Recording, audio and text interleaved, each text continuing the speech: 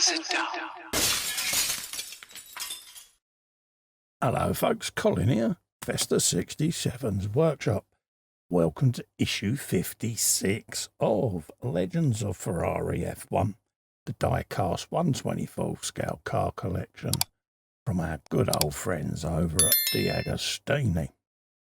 Now, if you'd like to grab these for yourself, folks, and start this beautiful collection of Ferraris, then why not head over to DeAgostini's website? There's a clickable link in the description below. Pop, and you too can have these on your benches. Right, this week we have got the Ferrari 312 F1 67 from the year 1967, driven by Amon. Look at that, folks. And yeah, iconic year because it was the year that I was born, folks. So yeah, why not? In 67, Ferrari entered the Formula One World Championship with a new version of the car used in the previous season. Unfortunately, its performance was not as good as expected. After the tragic loss of Lorenzo Bandini, the modern team entrusted everything to a very young Amon, who achieved 4 third places. A year without smiles, it says there. There's the car there, looking rather sleek with the groove tyres that later returned in a iteration of Formula One regulations way back in the, I think, late 90s, early 2000s. There's a big old exhaust spaghetti going on there. There he is there, looking rather low to the ground. Just imagine how much bounce these little cars used to have. Difficult characteristics, it says there, yes. But yeah, pre-wing era, folks. Back in the day. Look at the open face crash helmet there, and just a little scarf up over his nose there. Honestly, these guys really did have, how can we say, spheres of steel. There you go, we'll word it that way. Because, yeah, to go out in these little cars like they did and gun them at the speed they did, yeah, honestly, you take your hat off to them, don't you? There's the car there. There's the briefing sheet. I love the design of those wheels. I really do. And the gold and black just works, doesn't it? It says here, the New Zealander joined Ferrari in 66 at just 23 years of age. A few months earlier, he had achieved great success in the 24 Hours of Le Mans. Shortly afterwards, he brought Maranello its first success in various endurance races. He was not so lucky in Formula One. Various failures prevented him from achieving victory, especially in 68, and from making the most of his talent for speed. Yeah, just didn't quite have the tools underneath, did he? Bless him. There you go, there he is at Le Mans. Under the watchful eye of Enzo Ferrari there. Very intimidating presence, I could imagine, Enzo Ferrari, because he was a stern fella. And there's some facts there on Mr. Amon, bless him. And sadly, he passed on August the 3rd, 2016, bless him. But yeah, there you go.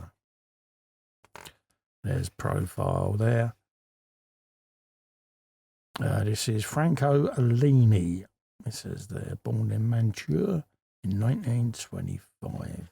Profile on him there, folks, in this month's profile slot. And there's him on in a 312 F1 during the 68 British Grand Prix. And if you notice, it's sprouted the wing just above there, just above the engine. And the beginnings of a front wing is beginning to form just on the nose cone there, folks. So wingage was coming in. So there you go. That's this week's magazine assorted. So we'll just put that to one side and we'll bring in the model for you. And there you go, folks. As usual, the model comes in its own display case there. Ferrari logo on the corner. And then you got Ferrari 312 F1 67 Amon 1967, folks. Nice sturdy display cases, so if you build this collection, they can stack on top of each other as well. So what we'll do is we'll take this out of the case, we'll bring it back on the bench, and we'll have a little tour of the car, folks, okay? And there you go, folks, look at that. There's the top-down view there of the car, and it's that iconic torpedo shape. Literally simplicity at its best. No side pods, no wings, just a bare bone torpedo car, engine, suspension, driver. Done. Simplicity at its best. But I'm looking straight away at the seat there, how narrow everything is. The distinct lack of side protection, obviously. But also, look at the spaghetti going on with the exhaust there, all spewing out. It looks like a big old squid tentacles, doesn't it? Flapping around there like so. Sculpted wing mirrors into the bodywork there. Looks rather sexy. You got your rivet-in sections going across there. Almost like you say, it looks like a fuel tank out of an aircraft, doesn't it? Or the aircraft fuselage, folks. Lots of vintage going on at the front there. Big old number 1 on the side there. Look at that. But the beauty, look at the wheels, the gold line around the tyres, the Firestone logo and the wheels. They're just such a beautiful, simple design, but it just looks, for me, it just looks so right. It really does. You got all the rivets coming down the side there and along the structure. Flat floor going on there. Exposed engines, cylinder heads and air intakes. Rollover hoop there with some support. And then you're coming down now into the cockpit. Simple set of gauges. Manual gear lever. No PlayStation steering wheel. It was long before that era. But all the exposed suspension where you can see all the mechanics of it and all the springage going on and linkages. Oh, so sexy, it really is. Little frame here, like a roll cage going on round to try and protect the back end of the gearbox. Looks rather splendid, doesn't it? All the little reservoirs along the side there. Inboard disc brakes at the back there, both sides. Open and exposed brakes, 0 brake ducts going on. It's just looking at that and seeing how that's all to one side. It looks like a battery poking up on its edge, up under there. But yeah, it's just unbelievable. Simplicity at its best, treaded tyres going on. But it just looks, I like to see all that mechanics, gubbins going on under there. It really does make my day. Driver's eye view there, straight down over the nose there. All the brake lines popping up there, as you can see. And again, you got your front suspension coming out. Wishbones there and a little trellis suspension going on underneath. And again, from underneath, you can see the shape of these lower wishbones with a brace bar across them for strength. And then the same here, they come out and support the rear wishbones like so, folks. But everything was just so simple. And then we got the Jaws music view there. Little intake at the front there. But again, seeing that looming behind you in the mirrors, you know, back in the day when you was exposed to all the elements and see this come bouncing along behind you as it came in. Must have been quite intimidating. I can't help but notice also the distinct lack of seatbelts on the harnesses. Is this back from the days where it was thought that the driver stood more chance of survival being thrown from the car in a crash than he did being kept in it? But yeah, I've just noticed that, and it's like, right, wow, you know, so add that to it as well. Mesh protection there on the air intakes, just to stop any ingress of any foreign objects.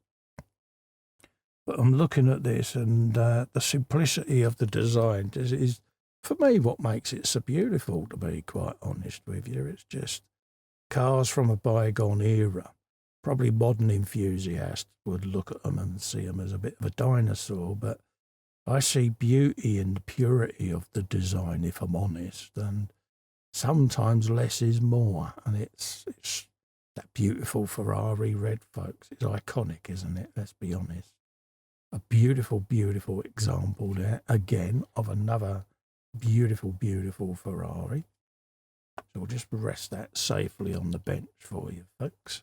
That is the Ferrari 312 F167 from the year 1967, driven by Chris Amon.